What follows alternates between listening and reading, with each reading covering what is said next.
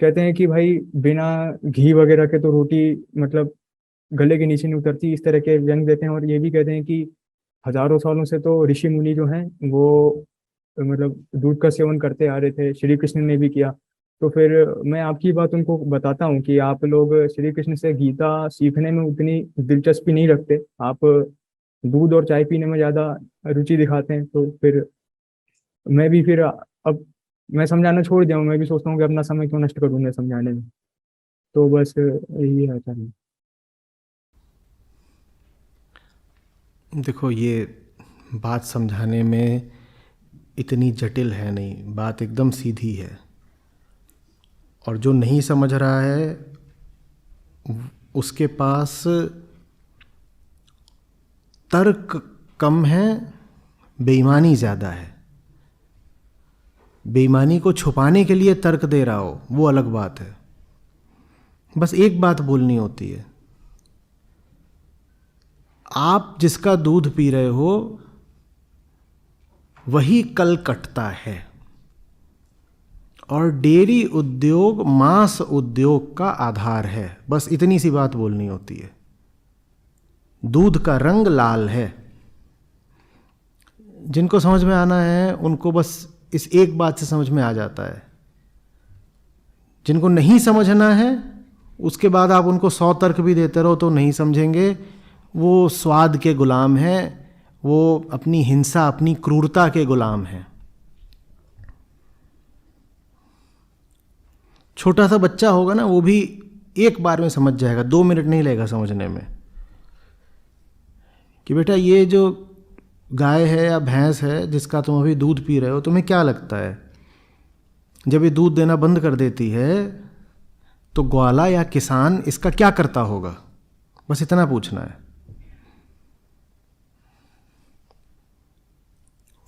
जिसको समझना है वो उसी क्षण समझ जाएगा और कहेगा बंद बंद, बिल्कुल बंद।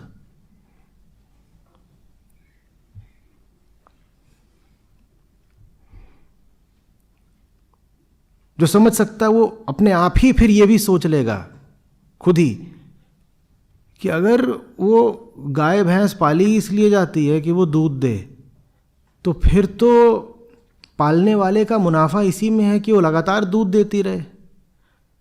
तो लगातार दूध देती रहे इसके लिए उसके साथ क्या क्या किया जाता होगा?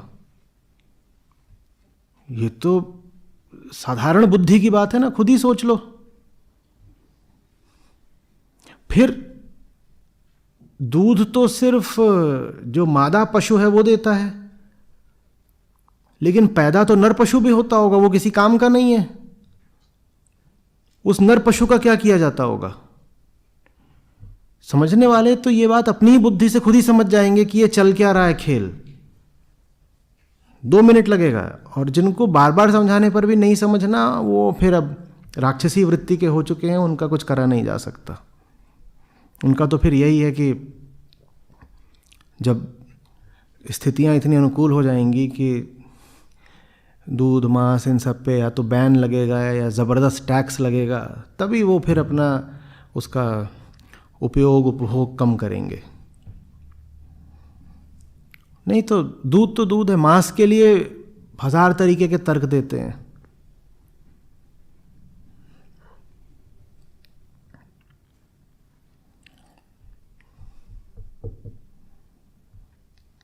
बोलते हैं वो आपके मुंह में ना ऐसे दांत हैं जो मांस खा सकते हैं, तो मांस खानी चाहिए।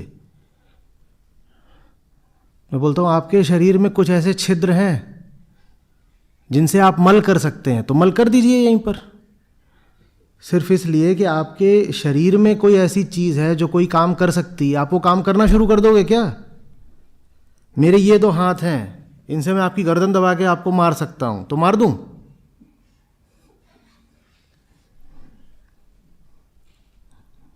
सिर्फ इसलिए कि आपके शरीर में कुछ मौजूद है जिसका एक प्रकार का उपयोग हो सकता है, तो आप कर दोगे वो उपयोग। क्या उपयोग करना है इसका निर्धारण शरीर करेगा या चेतना करेगी? किस चीज का क्या उपयोग करना है इसका निर्धारण शरीर करेगा या चेतना करेगी? चेतना बताएगी ना कि ये जो दांत है इनका उपयोग करना भी है कि नहीं करना है। शरीर में तो बहुत सारी ऐसी चीजें जिनका कुछ भी आप उपयोग कर सकते हो। शरीर तो वर्जित नहीं करता कि घर में अपनी माँओं बहनों के साथ शारीरिक संबंध मत बनाओ। शरीर वर्जित करता है क्या? बोलो।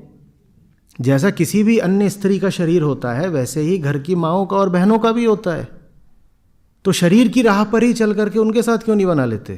क्योंकि चेतना मना करती है। इंसान पशु नहीं है। पशु होता है जो शरीर पर चलता है, इंसान शरीर पर नहीं चल सकता। इंसान ये तर्क नहीं दे सकता कि मैं मांस खाऊंगा क्योंकि मैं मांस पचा सकता हूं। पचा तो तुम अपने भाई का मांस भी सकते हो, तो खाओगे क्या? आप बहुत कुछ कर सकते हो शारीरिक तौर पे, तो कर डालोगे क्या? शारीरिक तौर पर आप बिल्कुल कर सकते हो। थूकना शुरू कर दो तो थूक दोगे।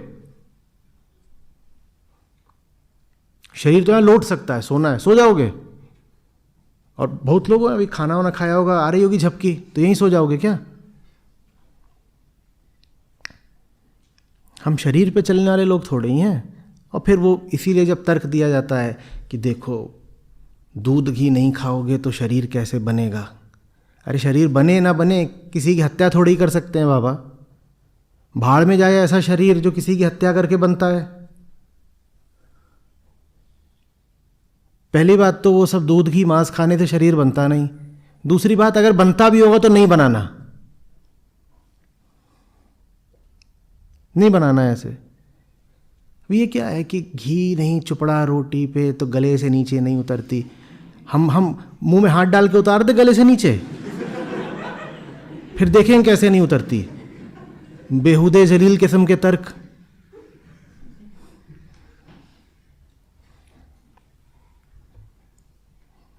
सीधे नहीं बोलते कि स्वाद की हवस है और उस हवस के कारण किसी भी जीव पर कितना भी अत्याचार करने को तैयार हो।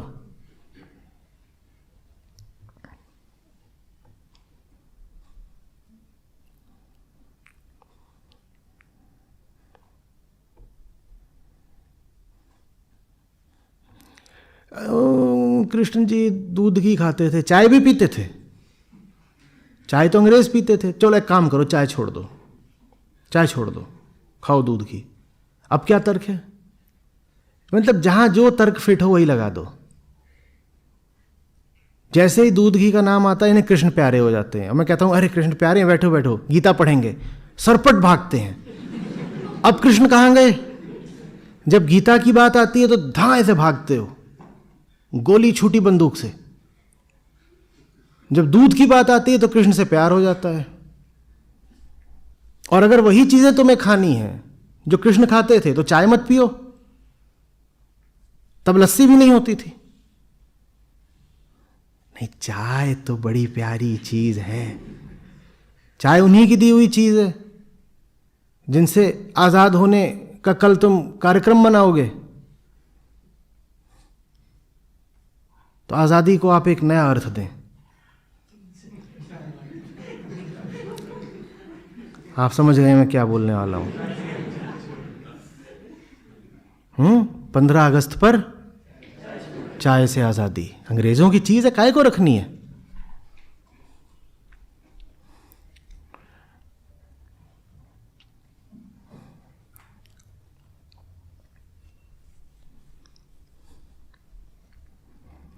कुछ नहीं है। समझने वाले तुरंत समझ जाते हैं, बाकी मैं क्या समझाऊं। बाकियों का तो फिर यही है कि डंडा चलाओ तो समझेंगे, उनका यही इलाज है। और किसी की जान बचाने के लिए अगर डंडा चलाना पड़े तो कुछ गलत नहीं हो गया।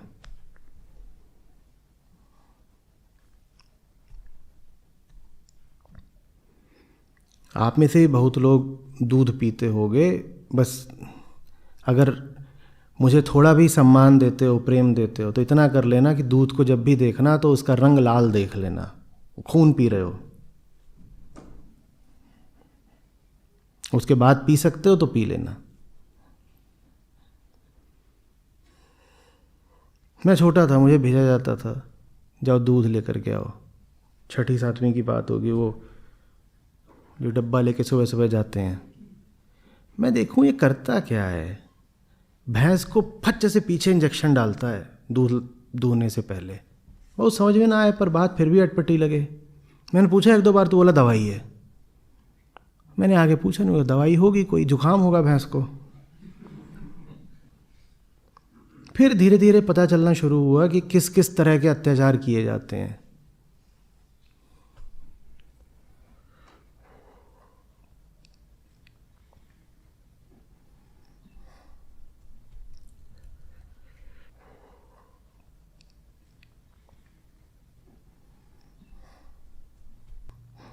आप भैंस का दूध पीते हो, एक बात बताओ, आपने इतनी भैंसें देखी होंगी, भैंसें, आपने भैंसा देखा है कभी?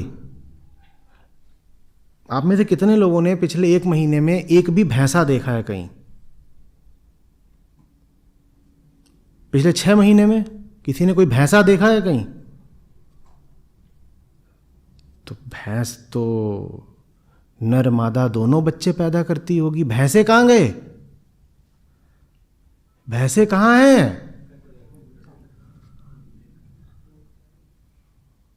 समझ में नहीं आ रहा? दूध का रंग लाल है।